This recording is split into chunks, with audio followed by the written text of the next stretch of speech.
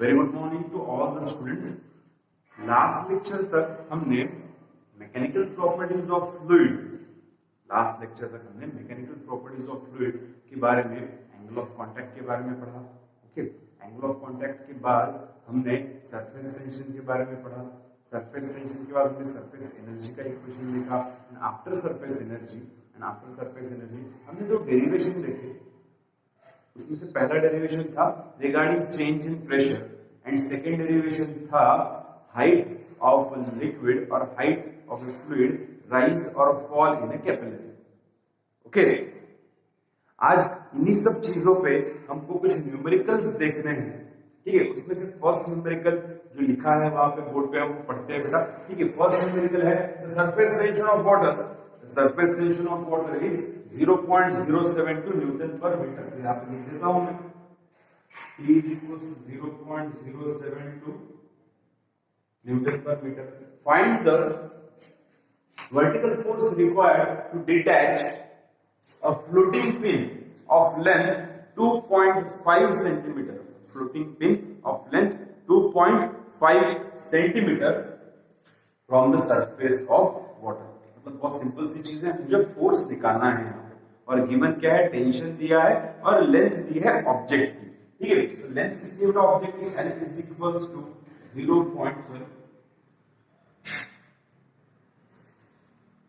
2.5 centimetre. ये centimetre में है तो मुझे उसको एसआई यूनिट में कन्वर्ट करना पड़ेगा, मतलब मीटर में कन्वर्ट करना पड़ेगा। तो ये क्या होगा मेरा ध्यान दो, 2.5 into 10 to the power -2 metre. ठीक है,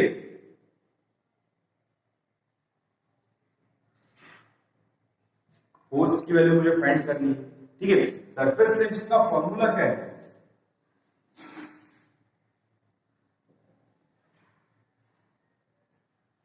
T is equals to F by L. So F is equals to tension into length. F is equals to tension into length. लेकिन यहाँ पे कुछ कंसीडर करेंगे, यहाँ पे फॉर्मूला क्या होगा, ध्यान दो।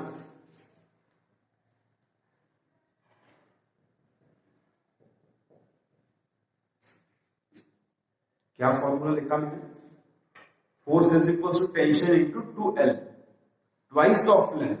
यहाँ पे लिख देता हूं,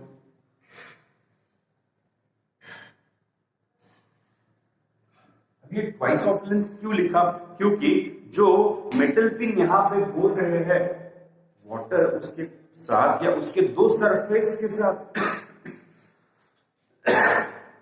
कांटेक्ट में, कितने सरफेस के साथ कांटेक्ट में, दो सरफेस के साथ। ठीक है, जस्ट कंसीडर करिए वाटर पिन है, तो ये एक सरफेस हो गया जिसकी लेंथ L है, ये दूसरा एक सरफेस हो गया जिसकी लेंथ L है। इसलिए हमने लेंथ कितनी कंसीडर की बेटा, वहां पे कितनी कंसीडर की हमने, 2। ठीक है, वैल्यूज आपको पता है, वैल्यूज पुट करेंगे। तो F is equals to tension 0.072 into 2 into 2.5 into 10 to the power -2। ठीक है, ये वैल्यू हो जाएगी 0.072 into 5 into 10 to the power -2। ठीक है, तो देखो 0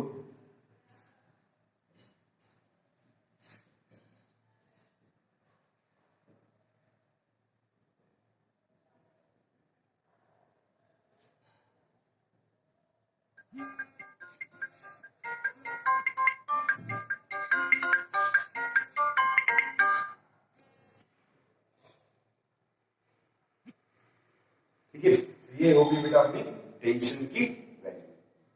ठीक है, जो मुझे फाइंड करनी थी। ठीक है, जल्दी से नोट डाउन करो बेटा इसको। नेक्स्ट न्यूमेरिकल ध्यान बेटा क्या है, calculate the force required to take away, calculate the force required to take away the flat circular plate, flat circular plate of radius 0.01 metre. R is equals to 0.01 meter from the surface of water. The surface tension of water is 0.075 Newton per meter.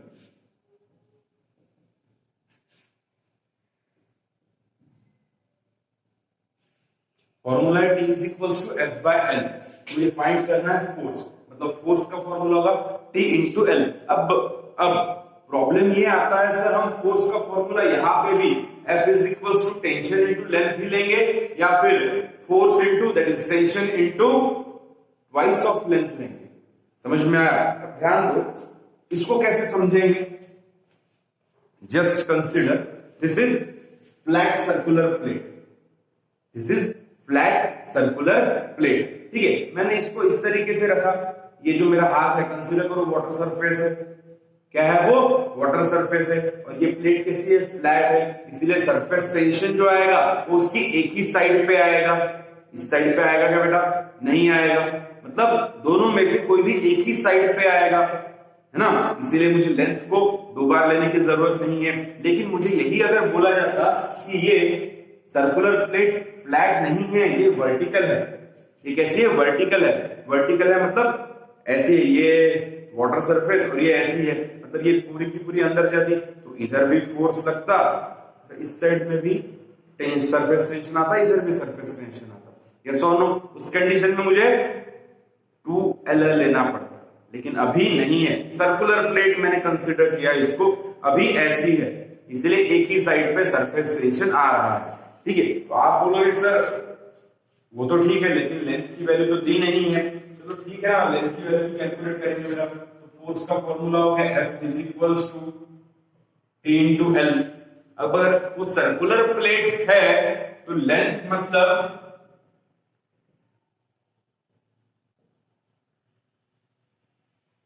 Circumference हो जाएगा। Yes और no? तो L is equals to 2πr। 2πr की value आप यहां पे put कर सकते हो। तो force is equals to T into 2πr। Force is equals to 0.075 into 2 into answer calculate कर लो। आपके पास लॉग टेबल है, आप लॉग टेबल से आराम से ये जो आंसर है वो कैलकुलेट कर सकते हो। तो यहाँ पे फोर्स आएगा न्यूटन, है ना, 0.075 इंटू 3.14, ठीक है, इंटू 0.01। फिर से बोल रहा हूं, ये हमने 2L क्यों नहीं लिया? ठीक है, इसे न्यूमेरिकल में उतना ही समझना इंपॉर्टेंट है कि सर इसके पहले वाले न्यूमेरिकल में हमने अगर 2L लिया है तो यहाँ पे 2L क्यों नहीं लिया? यहाँ पे 2L नहीं लिया, उसके पीछे रीजन आपको समझ में आया है। ठीक है, पक्का? चलो जल्दी से नोट डाउन कर लो। नेक्स्ट न्यूमेरिकल ध्यान दो बेटा। ठीक है, a glass tube has the inner diameter 1 mm। glass tube of inner diameter 1 mm। तो मैं यहाँ पे di लिख देता हूं इज इक्वल्स टू 1 mm। तो इनर रेडियस कितनी होगी बेटा? ri is equals to diameter by 2, yes और naught, is equals to 0.5 mm।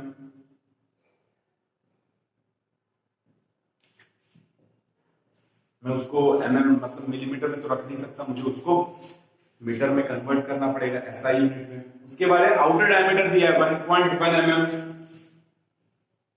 Is equals to,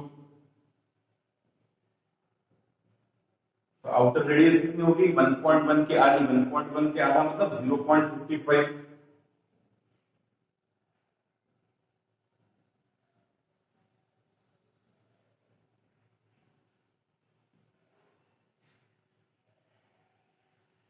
ठीक है, when it is kept vertical and partially dipped in water, find the downward pull due to surface tension। surface tension की भी value दी है बेटा।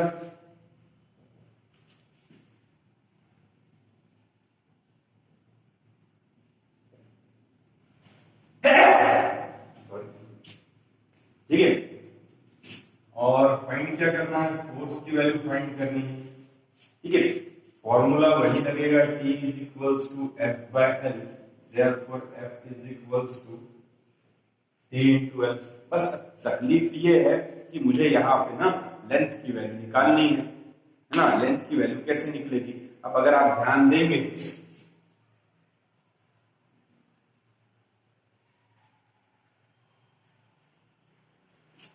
इस तरीके से वो ग्लास ट्यूब रहेगी, उसका इनर डायमीटर रहेगा, उसका आउटर डायमीटर रहेगा। तो लेंथ मतलब मुझे क्या कैलकुलेट करना है, उसका सरकमफेरेंस कैलकुलेट करना है। क्या कैलकुलेट करना है, उसका सरकमफेरेंस कैलकुलेट करना है। ठीक है, तो लेंथ की वैल्यू क्या हो जाएगी, ध्यान दो, L is equals to Li plus Lo, मतलब inner length and outer length. Yes और नो, ये वैल्यू क्या हो जाएगी, ध्यान दो बेटा, Li is equals to 2 pi Ri is equals to, बाद में कर लेंगे हम, and Lo is equals to 2 pi R0। ठीक है, वैल्यू मुझे पता है, मैं इसमें अब पुट कर दूंगा, तो F is equals to T into 2 pi Ri into, एक मिनट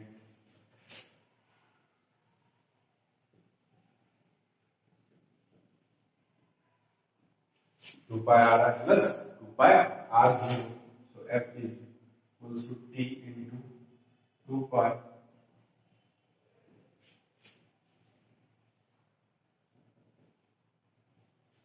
क्या वैल्यू बेटा वो,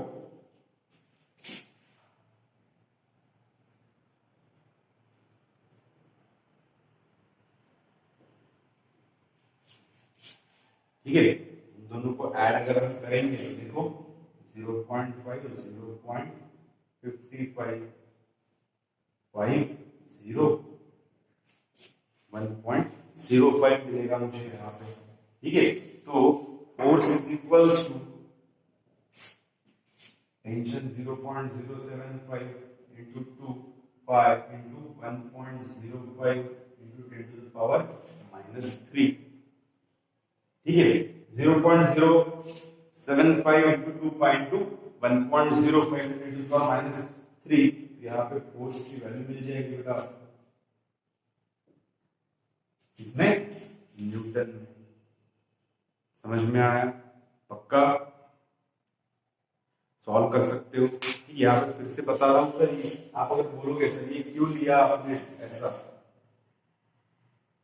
क्योंकि वहां पे न्यूमेरिकल में स्पेसिफिकली मेंशन है बेटा inner diameter and outer diameter. आप बोलोगे सर इनर डायमीटर और आउटर डायमीटर सेम होता है, नहीं, inner diameter and outer diameter अलग अलग हो, क्योंकि थिकनेस रहती है थोड़ी सी, वो जो ग्लास ट्यूब रहती है वो थोड़ी सी थिक रहती है, उसके वजह से उसका इनर डायमीटर अलग और आउटर डायमीटर अलग रहता है, उसके वजह से उसकी लेंथ भी अलग अलग आएगी। लेंथ मतलब क्या, सरकमफेरेंस।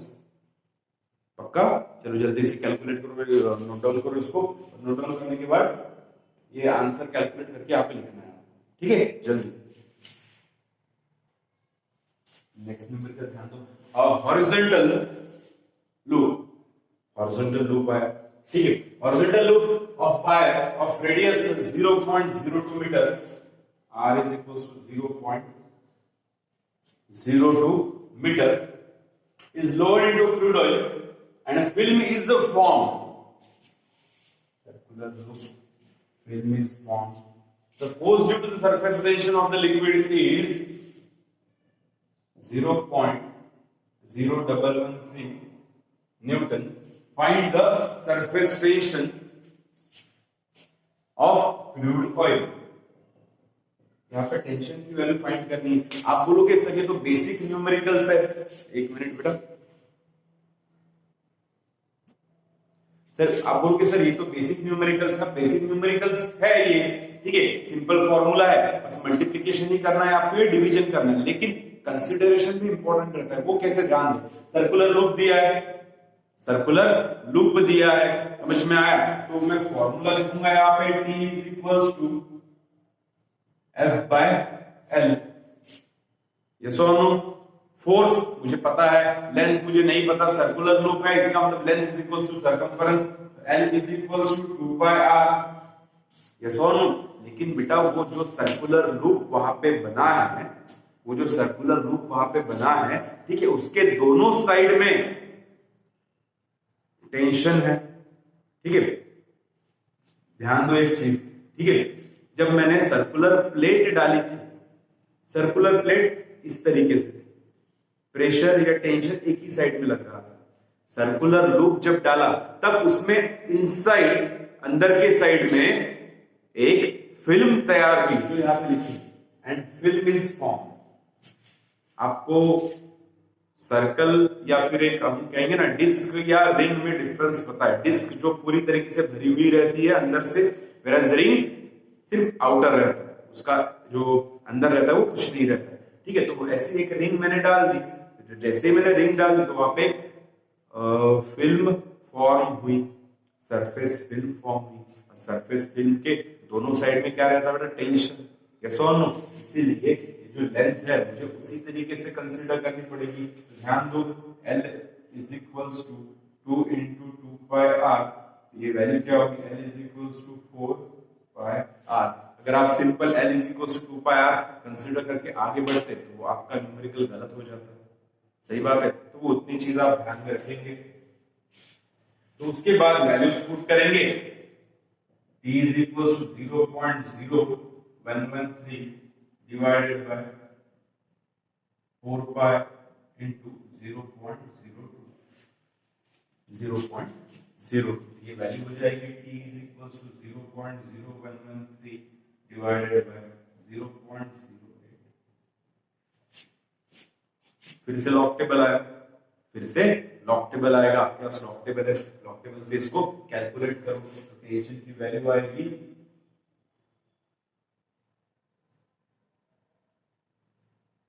न्यूटन पर मीटर, है ना। और लॉग टेबल को बीच बीच में यूज करते जाओ, अदरवाइज आप भूल जाओगे बेटा लॉग टेबल को।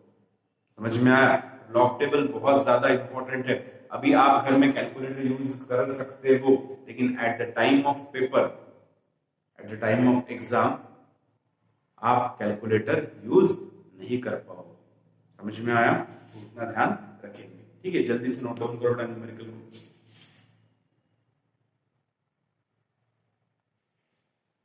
Next numerical, a drop of water of radius 6 mm।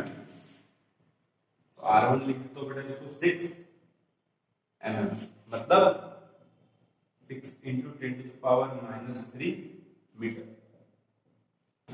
is break into number of droplets, each of radius 1 mm, मतलब R2 is equals to 1 mm, that is 1 into 10 to the power minus 3। So how many droplets will be formed? मतलब क्या कहा गया है, एक बड़ा droplet था, एक बड़ा ड्रॉप था या स्पेरिकल शेप का ड्रॉप था, ठीक है, जिसकी रेडियस कितनी थी बेटा 6 mm, जिसकी रेडियस कितनी थी 6 mm। उसको मैंने नीचे गिरा दिया, वो टूट गया, वो टूट गया, वो ब्रेक हो गया, और वो ब्रेक होने के बाद वहां पे जो भी ड्रॉपलेट्स तैयार हुए, फिर से वो बड़ा ड्रॉपलेट टूटने के बाद जो भी बनेगा वो ड्रॉपलेट ही रहेंगे बेटा, है ना।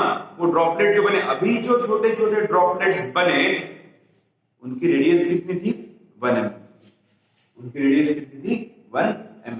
तो उनका ऐसा कहना है कि जब वो बड़ा ड्रॉपलेट जो है वो 6 mm वाला, 6 mm जिसकी रेडियस थी, वो जब ब्रेक होगा into droplet of radius 1 mm, तो 1 mm के ऐसे कितने ड्रॉपलेट्स मुझे वहां पे मिलेंगे, है ना। क्या फाइंड करना होगा, number of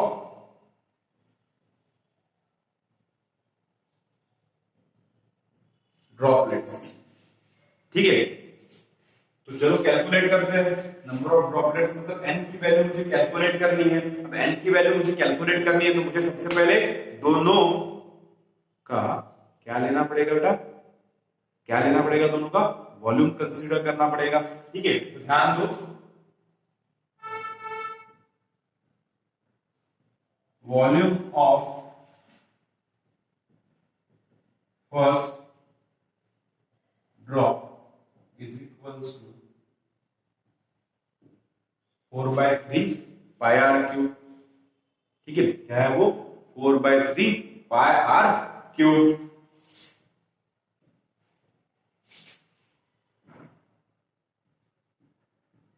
R1 cube consider करते हैं, ठीक है, and volume of droplets, volume of droplets is equals to V2 is equals to 4/3 pi R2 cube. अब अगर मुझे n की वैल्यू फाइंड करनी है तो n मतलब V1/V2, जो भी बड़ा ड्रॉप है उसका volume divided by volume of single drop, है ना, वो छोटा सा ड्रॉपलेट है उसका वॉल्यूम। ठीक है, तो V1 की वैल्यू क्या हो जाएगी, V1 is equals to 4/3 by R1 cube.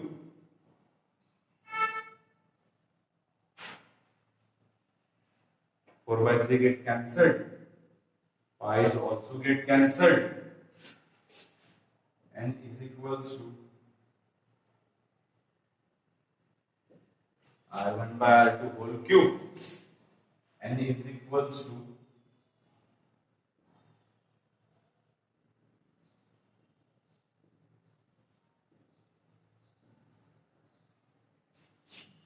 ठीक है 6/1 होल क्यूब। 6 का क्यूब 216 और 1 का क्यूब 1 ही आएगा, 1 ही आएगा। तो n इज इक्वल्स टू, तो ऐसे कितने ड्रॉपलेट्स वहां पे बनेंगे बेटा, 216 ड्रॉपलेट्स बनेंगे। What is 216? 216 is 216 is a cube of 6। एक बार कैलकुलेट करके देख लेना आप, सच में उतना ही आता है क्या। ठीक है, तो जो एक ड्रॉप था जिसकी रेडियस थी 6 mm, उसको जब मैंने ब्रेक किया तो number of droplets of each of radius 1 mm, तो वो जो 1 mm वाले जो ड्रॉपलेट बनेंगे ना, 1 mm वाले जो ड्रॉपलेट बनेंगे वो कितने बनेंगे, वो बनेंगे 216, दैट इज 216। ठीक है बेटा, आज के लिए इतना सफिशिएंट है, बाकी नेक्स्ट लेक्चर में पढ़ेंगे। ठीक है, चलो bye, have a great day.